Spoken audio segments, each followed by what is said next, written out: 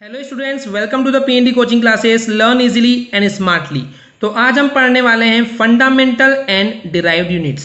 So basically fundamental unit and derived unit क्या होती है, चलिए समझते हैं वन बाय वन। तो फिजिक्स में हमने देखे हैं स्टूडेंट्स कि अगर हमको किसी भी एक यूनिट को डिफाइन करना है एक किसी भी फिजिकल क्वांटिटी के लिए, ओके, एक फिक्स हमारे पास फिजिकल क्वांटिटी है एंड उसको हमको डिफाइन करना है in terms of the unit, तो उस केस में ऐसी यूनिट जो कि किसी दूसरे फिजिकल क्वांटिटीज के लिए इजीली उसको ऑब्टेन कर सकते हैं, तो ऐसी फिजिकल क्वांटिटीज को हम बोलते हैं फंडामेंटल क्वांटिटीज। समझिए, वापस बता रहा हूं मैं इस चीज को जो वहां लिखा हुआ है कि अगर हमारे पास एक कोई भी फिजिकल क्वांटिटी है, ओके, कोई भी एक फिजिकल क्वांटिटी है, अगर हम उसको इन टर्म्स ऑफ यूनिट में डिफाइन करना चाह रहे हैं, लेकिन अगर इस यूनिट के बेस पे जो कि हमारे पास है, जो कि हम किसी एक फिजिकल क्वांटिटी के लिए बोल रहे हैं कि हमने उसको मेजर किए एक पर्टिकुलर यूनिट के अंदर, don't get confuse, simple terms में मैं वापस बता रहा हूं कि हमारे पास एक फिजिकल क्वांटिटी है, ओके, उसको हमने मेजर करने के लिए एक यूनिट ले ली है।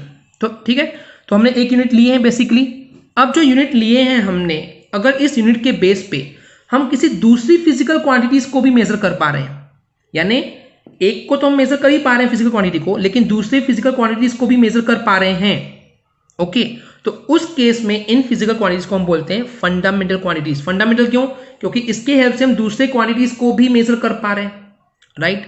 सो बेसिकली अगर मैं बात करूं कि ओवरऑल कितने फिजिकल क्वांटिटीज होती है, ओके, एंड उसके बेस पे फिर हम बात करेंगे कि उसकी यूनिट्स क्या होती है। तो देखिए, ओवरऑल 7 नंबर में है, ओवरऑल 7 हम ऐसे फिजिकल क्वांटिटीज देखते हैं जैसे कि length, mass, time, electric current, temperature, luminous intensity of source and quantity of matter. ये 7 क्वांटिटीज हैं जिसको हम बोलते हैं फंडामेंटल क्वांटिटीज।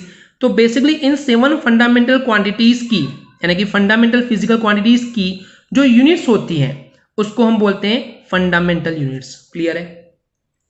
अगर हम बात कर रहे हैं कि जो फंडामेंटल फिजिकल क्वांटिटीज होती हैं उनको मेजर करने की जो यूनिट्स होती है उसको हम बोलते हैं फंडामेंटल यूनिट्स। ओके, डेफिनेशन भी देख लेते हैं। तो फंडामेंटल यूनिट क्या होता है, यानी कि ऐसी यूनिट्स जिनका यूज करके हम दूसरी फिजिकल क्वांटिटीज को भी एक्सप्रेस कर सकते हैं, उनको हम बोलते हैं fundamental units. Okay students, clear है?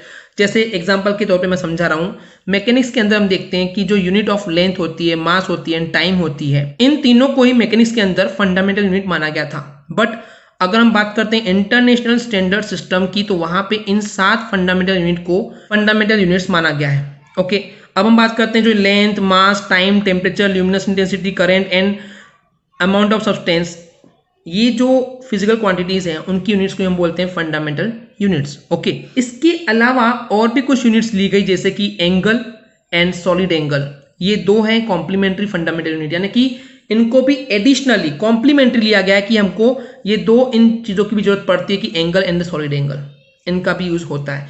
अब ये क्या होता है आगे आने वाले लेक्चर्स में आपको समझ में आ जाएगा, डोंट वरी। ओके, तो फंडामेंटल यूनिट क्लियर हो गया स्टूडेंट्स आपको क्या है?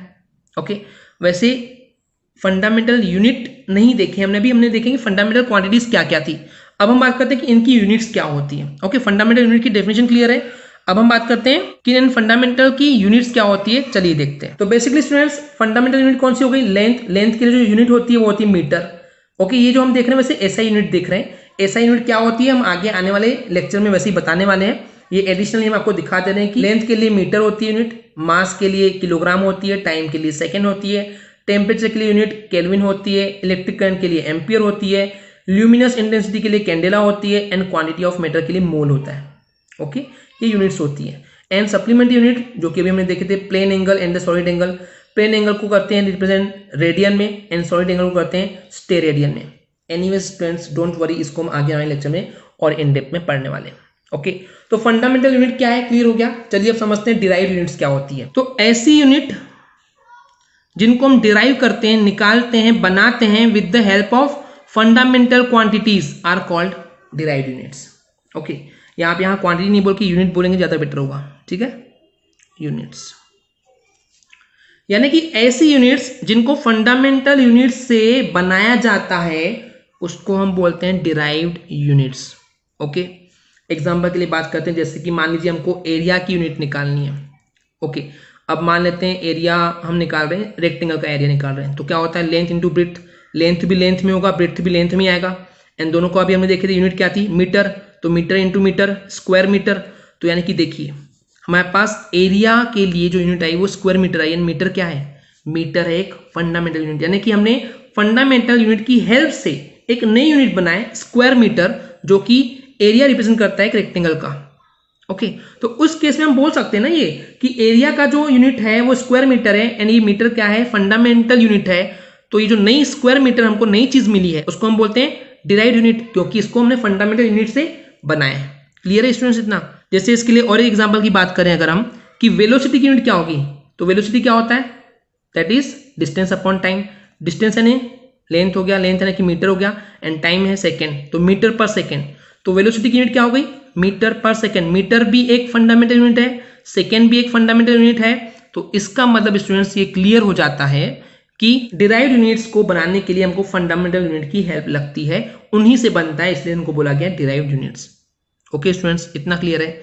तो सिंपल सा एक डिफरेंस देख लेते हैं फंडामेंटल एंड डिराइव्ड यूनिट्स के बीच में क्या होता है। तो बेसिकली ऐसी यूनिट्स जो कि फंडामेंटल क्वांटिटीज को मेजर करने के लिए यूज होती है उसको हम बोलते हैं फंडामेंटल यूनिट्स। लेकिन ऐसी क्वांटिटीज जिनकी यूनिट्स को आइडेंटिफाई करने के लिए हमको फंडामेंटल यूनिट की हेल्प लगती है उसको हम बोलते हैं डिराइव्ड यूनिट्स।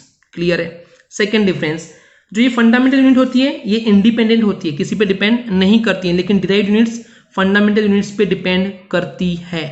ओके, ये जो फंडामेंटल यूनिट होती है 7 हमको देखने मिलती है, एंड 2 सप्लीमेंट्री देखने मिलती है, plane angle and the solid angle, right. लेकिन डिराइव्ड यूनिट में ऐसा कोई डेफिनेट नंबर नहीं है, वो तो बहुत सारी है। ओके, उसका कोई फिक्स हम नंबर नहीं दे सकते। ओके स्टूडेंट्स, आई होप आपको क्लियर हो गया होगा कि ये फंडामेंटल एंड डिराइव्ड यूनिट्स क्या होता है। अगर आपको हमारी वीडियो से कुछ भी सीखने मिला या नॉलेज मिला तो प्लीज़ हमारे चैनल को सब्सक्राइब कीजिए एंड वीडियो को लाइक जरूर करें। आज के लिए इतना ही, थैंक यू।